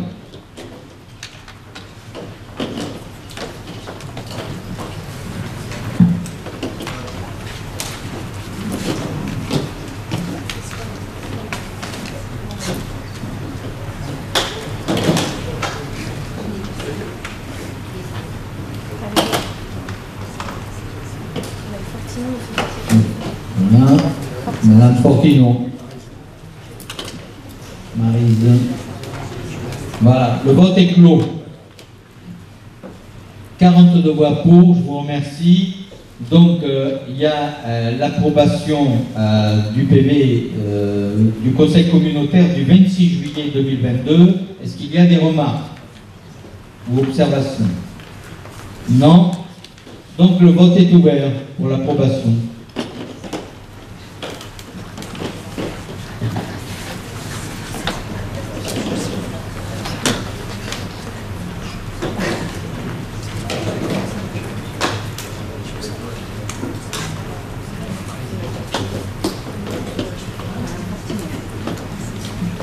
Madame Fortinon, Maryse. Appuyez bien fort, voilà. Le vote est clos. Donc pour 42 voix, donc nous avons épuisé l'ordre du jour. Il n'y avait pas de questions diverses déposées. Et je donne la parole à notre collègue Thomas Filiat qui avait une information à vous donner. Oui. Monsieur Pernin. Oui. Je souhaiterais revenir sur la comptabilisation du vote de la première délibération, s'il vous plaît. Oui. Ouais. Parce qu'en fait, on a 22 voix pour Jean-Marc, j'en ai 15, ça fait 37, on en a 4 autres, ce qui fait 41 voix. On est 43. Non, c'est les votes exprimés. Le global, donc Michel Jatapi, voilà. Vous voyez, il y a une voix là, je ne sais pas comment on peut l'appeler.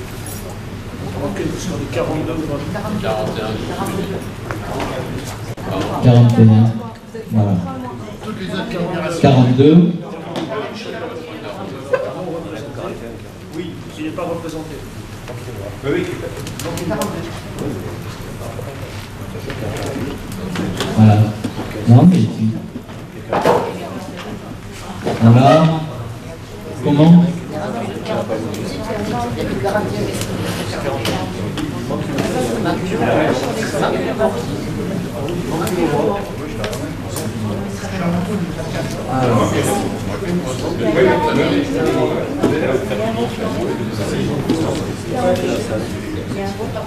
Il y a un vote blanc. Ouais. On va le mettre à l'écran. Il y a un vote blanc. Il y a un vote blanc. Là, alors, dans le détail, vous avez inscrit 43, présent 37, procuration 5, total votant 42, vous avez 41 voix exprimées, donc il y a un vote blanc, voilà.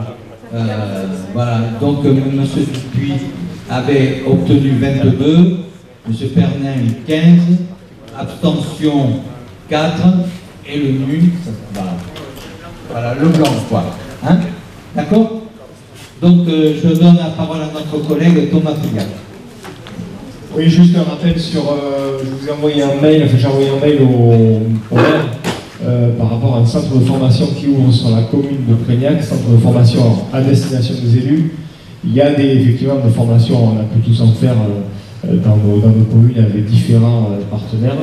Là, il s'appelle Stratégie locale. Je trouve que l'intérêt de ce centre-là, c'est qu'ils sont en lien avec des politologues un peu de renom et ils veulent, au-delà de la formation, ils veulent surtout faire des séances de travail et des conférences avec des politologues, notamment Pascal Perrineau, qui est sur 35. Donc voilà, des gens qui sont effectivement intéressants, donc ça pourra, je pense, tous nous servir. C'est le 22 septembre à 19h. Pour le moment, il n'y a pas forcément eu de réponse, on a tout dit, il y en a eu quelques-unes quand même. Mais voilà, n'hésitez pas, ou si vous voulez que je vous renvoie le mail, voilà, n'hésitez pas. Voilà. Merci, j'ai juste une dernière petite information à vous donner. Donc, suite à la loi 3DS, il n'est plus nécessaire que l'ensemble des conseillers signent les maquettes budgétaires et les procès-verbaux. Voilà. Donc ça va simplifier. Des fois, quand on avait, vous savez, à chaque fois, il fallait passer à chacun. Donc ça, on n'a plus cette obligation. Oui. Monsieur Garin qui va intervenir. Allez. Et Monsieur Massieu. Oui, je vous ai envoyé une question lundi. Apparemment, il y a eu soit un bug, soit elle n'est pas arrivée, soit j'ai fait une fausse manip, je ne sais rien. Je ne peux pas dire en l'état. C'était une question concernant la SPL. Ça vous dit quelque chose ou pas? Oui, c'était, si j'avais... Bien compris, c'était, vous vouliez avoir un certain nombre de documents. Oui, non, oui, qu'on devait vous fournir, on n'avait pas compris, en tout cas, c'était pas explicité que c'était une question pour le conseil. Moi, j'imaginais bien que vous ne vouliez pas y répondre tout de suite, mais comme il y a eu l'Assemblée Générale de la SPL, sans doute, en juin, ce serait intéressant d'avoir des informations sur le développement de l'activité là-bas, sur le budget, bien sûr, et sur les nouveaux business plans, s'ils ont été faits en fonction des événements qui ont pu s'y produire. Voilà, oui, comme nous le précise notre DGS, ça sera au prochain conseil, on en portera voilà, une présentation. Ok, merci. D'accord. Oui, André.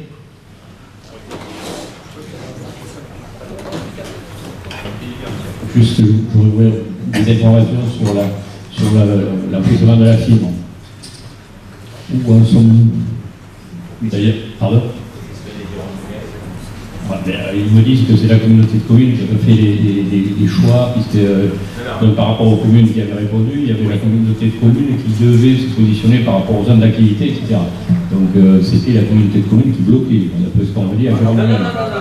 On a fait suffisamment, on a envoyé. Je veux bien qu'il va se charger la commune. Ouais. Non, mais moi je devais être raccordé en 2019, nous sommes en 2022, la zone de plage de 2019-2020, première tranche, on n'a toujours rien à cause de cette foutue affouissement de fibre. Et d'autant que, alors, petit aparté, pour les chemins de randonnée, le département va piocher sur le taxe d'aménagement. Le taxe d'aménagement, c'est fait pour les réseaux. Le réseau d'eau, le réseau de fibres, en l'occurrence. Bon, ça, c'est un autre problème, pour dire. On a demandé aux communes leur projet. On a sur l'enfouissement complémentaire.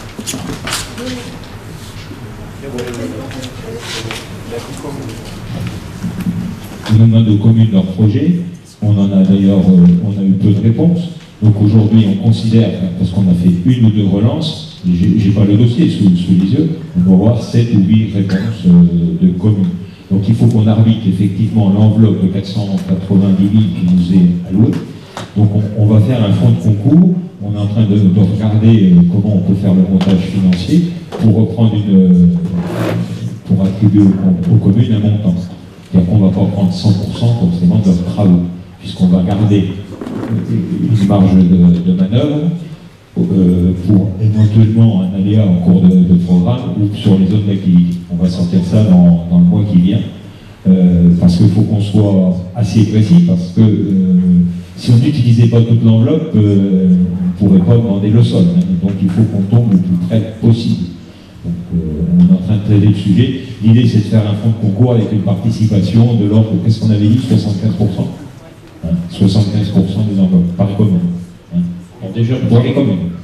Déjà pour ce qui nous concerne, le giron numérique, on est 50%. Moi le devis, je l'ai depuis 50% c'était les girons numériques, le reste c'était la commune. Et il y avait, dans cette enveloppe qui a été supplémentaire, il y avait une prise en charge de la CDC. Donc sur ma part, en fait, qui pourrait diminuer si la CDC franche ça. Non, mais je voudrais que ça arrive vite. Non, mais on voulait quand même essayer d'avoir la globalité, parce que je ne sais plus qui m'a interpellé. Tout est là de façon stéréotypée. Maintenant, tout le monde a été questionné. Ceux qui vont venir maintenant, qui n'avaient pas vu, ça n'en est pas. Juste une... Non, mais je veux juste revenir. Tu dis, t'es pas le seul à être mal servi. Malheureusement. Moi, je regarde 2025 et j'ai une zone blanche et ça marche très mal. Un petit aparté sur la SPL. Il faudra quand même que tu calcules, puisque vous avez voté, quand vous avez accepté cette SPL, vous avez voté un emprunt de 11 millions d'euros à taux variable. Je vous rappelle que là, les taux ont pratiquement doublé déjà, donc il faudra faire une simulation de ce que l'on a déjà perdu, sans compter l'augmentation des matériaux, parce qu'on n'est pas un artisan aujourd'hui qui maintient ses devis. Donc il faudra faire le bilan de tout ce chiffre. Mais la situation économique ne m'échappe pas, donc on le fera, parce que ça a forcément une incidence, effectivement. C'est bon?